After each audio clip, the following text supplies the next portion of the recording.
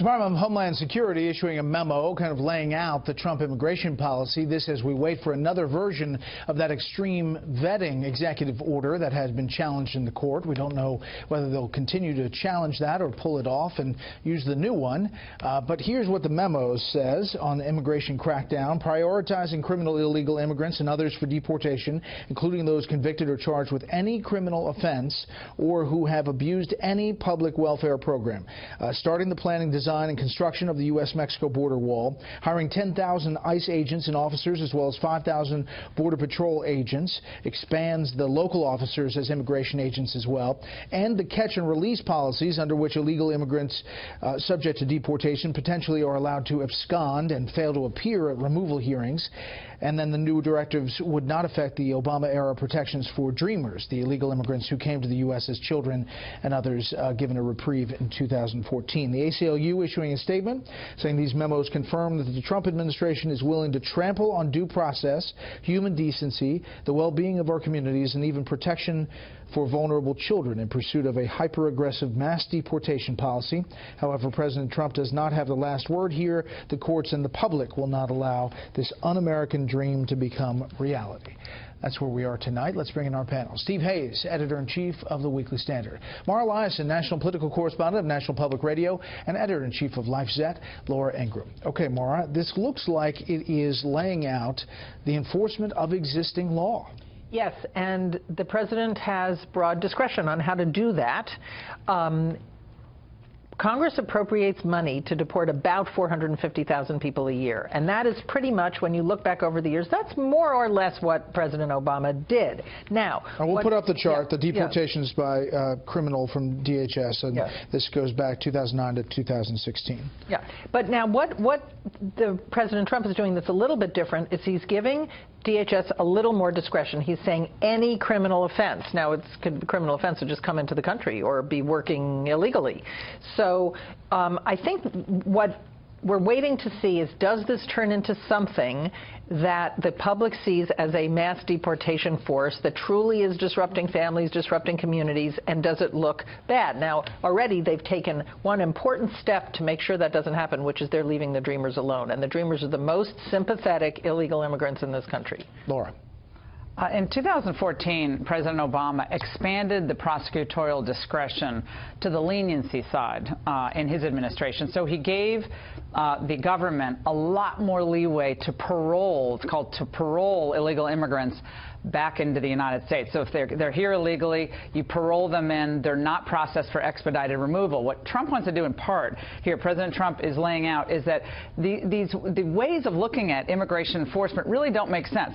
If you're caught within 100 miles of the border in the first 14 days of your arriving here, then you can be processed under certain circumstances for expedited removal right out of the country. No long-winded hearing and waiting years to get someone out of the country. So one of the things that they're going to do that I actually think will be quite popular is expand that to all interior enforcement for certain type of criminality, using false documents to get government benefits, something that Marco Rubio said for the Gang of Eight bill we would not tolerate. We wouldn't tolerate welfare, wouldn't tolerate them getting Obamacare. Well, in fact, a shocking percentage of illegal immigrants are on both Medicaid and getting other type of disability benefits, food stamps. A lot of them have children. And if you pull that in the United States, I'd imagine people aren't too happy about that because of the money we're spending. So I think a lot of the stuff he's doing is actually going to be quite popular. Yeah. But of course, the Democrats are going to portray this as mass deportation forces going door to door, et cetera. You know, this empowerment of local police officers that Laura mentions in this memo, I mean, this is what Sheriff Joe Arpaio dealt with in Arizona and was doing and came under fire for doing. Right, and you've had other jurisdictions making the same request, asking for the same power of the federal government. I think Laura's exactly right. I mean, if you look at what President Trump is proposing to do, he's proposing to do the most popular things, the things that most Republicans will agree with. I mean, I don't think you're going to see any of the things that you listed on the original DHS sheet. You're not going to get objections from most Republicans. And beyond that, the reason that this makes sense to start this way is you're not going to get objections from most of the people in the country. Targeting criminal aliens first, who doesn't want to do that? Who's going to argue against that? Other than the ACLU. What was so striking to me is the ACLU was responding to something other than what the president had put out. I mean, it was like, you read the ACLU statement, you talk about targeting innocent young children. the president, the DHS memo, said precisely that the president was not doing that. Now, I happen to believe that what Trump is doing here is coming out with the most popular items and the toughest items quickly. He's doing what he said he was going to do when he campaigned. I think what follows, and we heard this, I think, in the tease, the first thing you play, that this is about love, this is a house of love, is going to be something much more like a compromise. And then the question becomes whether people like Laura, who have fought this, but whether, no, I didn't. I mean that in a serious way. Whether people like Laura, not Gang of Eight, I don't think he would go that far, but he's going to come up with some kind of a compromise that is, I think, not going to be what. That is not where the Republican Party is right now. That is not where the Republican Party is right now. But it's hard line. I mean, again, this is how you couch things. It's a hard line to think that immigration law has to mean something. At some point, and at some point in our history, crossing the border has to be taken seriously. Otherwise, we just say, okay, if we can find you and you commit a crime, we'll remove you from the country. That just continues what we've seen, which is actually putting young people in a lot of danger to cross the border illegally. Eventually, you have to get to the point that we come to every time we talk about this, which is how do you deal with the millions who are here? And we don't even know how many millions there are, depending on who you ask. I've said consistently that once you build up credibility at the border, then people are a lot more hospitable to making some type of reasonable compromise than the people who truly are not criminal lawbreakers or haven't had a lot of DUIs or any of that stuff.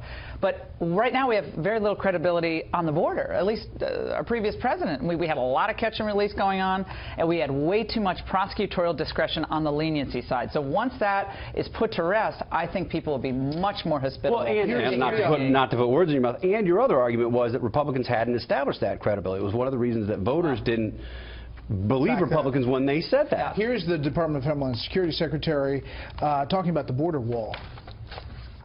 The border is a very different place. You know, Texas different than the Big Bend, Texas, which is different than Yuma. So we'll get out there, kick the tires, talk to the people on the ground. But there are places that we need to get at this issue of a physical barrier right away. And this memo goes into the specifics here. The DHS identifying 3 locations: El Paso, Texas; Tucson, Arizona; El Centro, California, where a wall will be built in areas where the fence or old brittle landing mat fencing are no longer effective. That is symbolic as well, Mara. No one really believes, I don't think, that it's going to go wall to wall across that entire border, but certainly not Trump supporters. This is what the DHS is laying out. That's right. And look, every president wants to enact the things they promised during the campaign, and that's what he's going to do. He's already said maybe in some places the border wall will be a fence, but none of his supporters are going to hold him to building an actual concrete wall for every single mile on the border. And I think, you know, he can get away with doing exactly that. But there will be a big, beautiful door. That's the question. What will Republicans accept as the door? I want to rephrase that a little bit for some people might want that rephrased slightly, but it's a poetic way of saying we're a welcoming country, which I think we are, but we just have to do it the right way. Every time you see something like the ACLU statement, or you hear an overreaction from somebody like Ben Cardin to what I think most people regard as pretty common sense measures, that's doing Republicans and President Trump a favor.